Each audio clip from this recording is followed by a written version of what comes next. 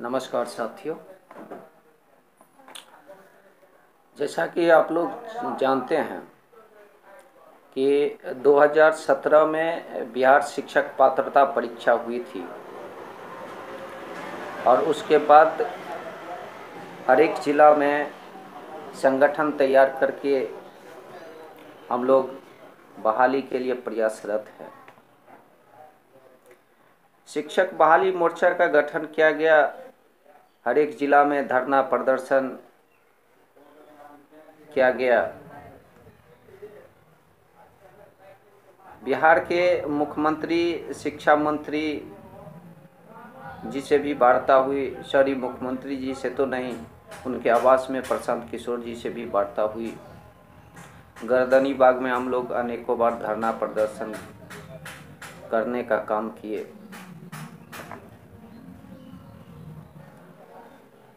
हर एक ज़िला में हम लोग बार बार आंदोलन करते आ रहे हैं, लेकिन ये जो सरकार है, इस सरकार पर किसी प्रकार का कोई असर नहीं हो रहा है।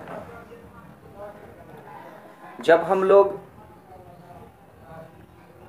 शिक्षा मंत्री या प्रशांत किशोर जी से मिले तो उन्होंने एक ही बात कहा कि जब तक समान काम समान वेतन का फैसला नहीं आ जाता, आप लोगों की बहाली प्रक्रिया स्टार्ट नहीं हो सकती है, इसलिए कुछ दिन वेट कीजिए। मुझे या हमारे संगठन के सभी लोगों को लग रहा था कि समान काम समान वेतन वाला जो जजमेंट है वो एक आध महीने में आ जाएगा, फिर हम लोगों की बहाली प्रक्रिया स्टार्ट होगी। लेकिन 6 से 7 महीने होने जा रहा है, अभी तक वो जजमेंट का कहीं नामो निशान दिखाई नहीं पड़ रहा है। उसके बाद हमारे एक मित्र विद्या मंत्र करके जो यूट्यूब चैनल चलाते हैं, 2017 में वो टेट क्वालिफाई भी है। वो सुप्रीम कोर्ट गए पता लगाने के लिए कि आखिर बात क्या है, जजमेंट में डिले क्यों हो रहा है।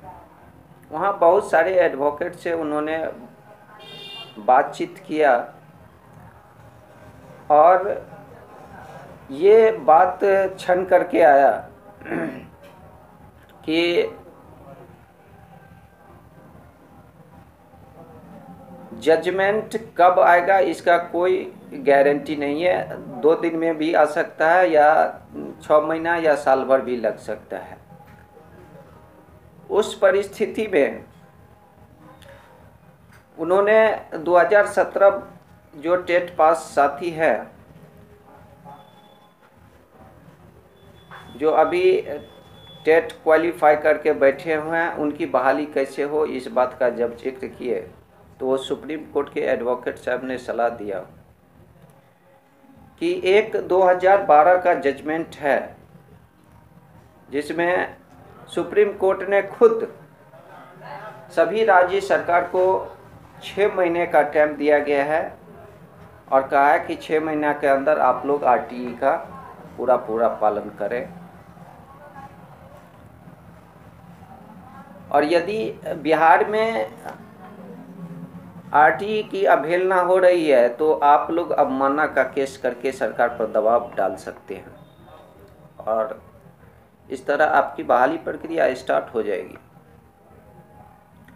जब जजमेंट कॉपी उनके हाथ में आया तो उन्होंने मुझे संपर्क किए। तो शिक्षक बहाली मोर्चा जो 2017 के अभी 2017 के टेट पास साथी है, उसमें हमारे 2 साथी, एक रिंकू मिश्रा सर और आलोक श्रीवास्तव जी, जो पूर्व में अधिवक्ता थे, अभी 2017 में टेट पास है। मैंने उनसे संपर्क किया और कहा कि यदि इससे कुछ फ़ायदा हो रहा है तो क्यों ना हम लोग भी सुप्रीम कोर्ट जाएं और सरकार को दबाव डालने का काम करें, क्योंकि ये सरकार अब धरना प्रदर्शन से नहीं सुन रही है तो कानूनी कार्रवाई में भी हम लोग करें, धरना प्रदर्शन तो वैसे होता ही रहेगा।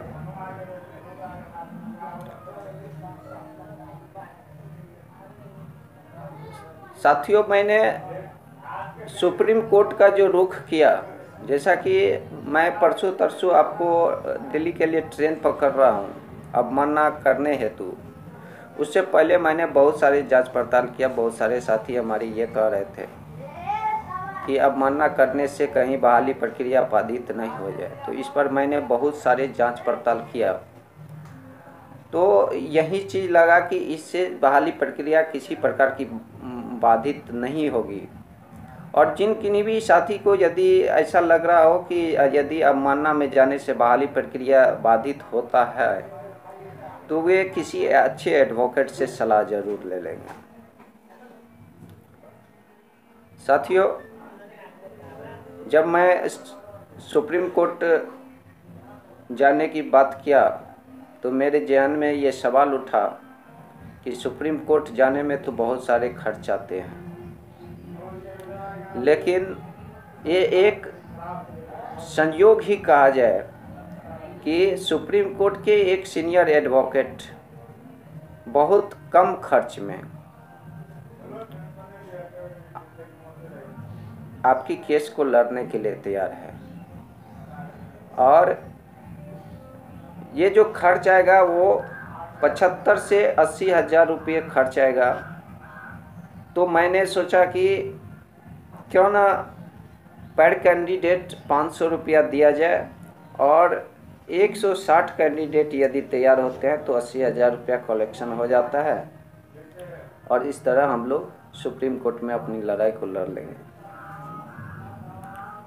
साथियों, आप जैसा देख रहे हैं कि अभी का जो स्थिति है,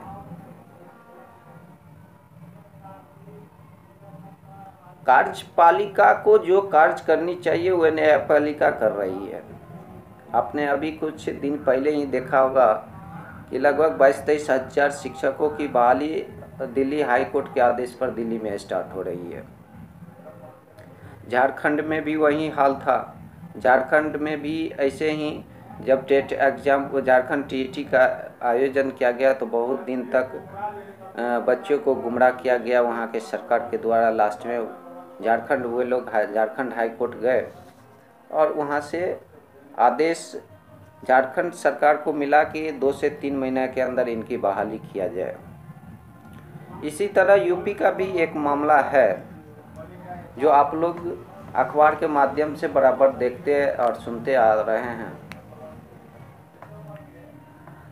तो कहीं ना कहीं मुझे लग रहा है कि सुप्रीम कोर्ट जाने से आपके मान सम्मान, आपका जो अधिकार है वो मिलेगा।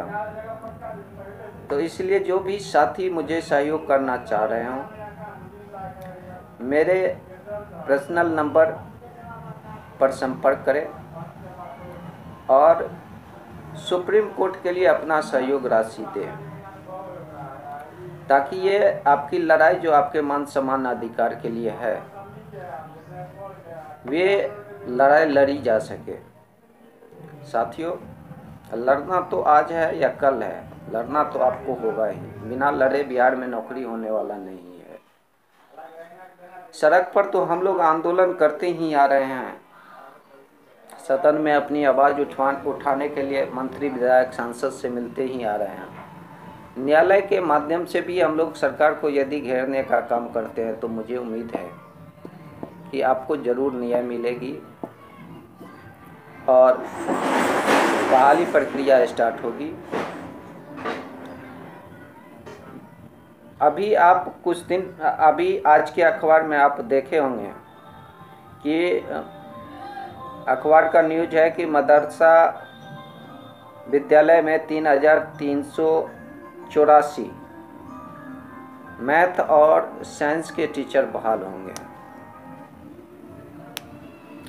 तो मैं पूछना चाहता हूं कि क्या और लोगों के लिए नियोजन नियमावली निरस्त नहीं है, रिटर्न नहीं है।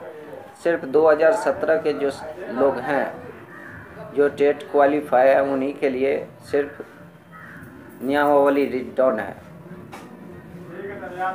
आप जिस प्रकार मदरसा विद्यालय में शिक्षकों की बहाली कर रहे हो आप जिस प्रकार अंबेडकर विद्यालय में शिक्षकों की बहाली कर रहे हो, उसी तरह हम लोगों की बहाली करें, और नहीं तो वो समय ज़रूर आएगा जो हम लोग सड़क पर जब आंदोलन करने के लिए भी उतरेंगे तो इस सरकार को हम लोग को रोक पाना मुश्किल हो जाएगा। इसलिए जो भी साथी सहयोग करना चाहते हो सुप्रीम कोर्ट की लड़ाई में, वे आकर के साथ दें, सहयोग करें। और सिर्फ 160 कैंडिडेट का सहयोग चाहिए, पर कैंडिडेट 500 रुपये की। इसी से ये लड़ाई संपूर्ण लड़ी जा सकती है और आपका मान सम्मान अधिकार जरूर मिल जाएगा। धन्यवाद।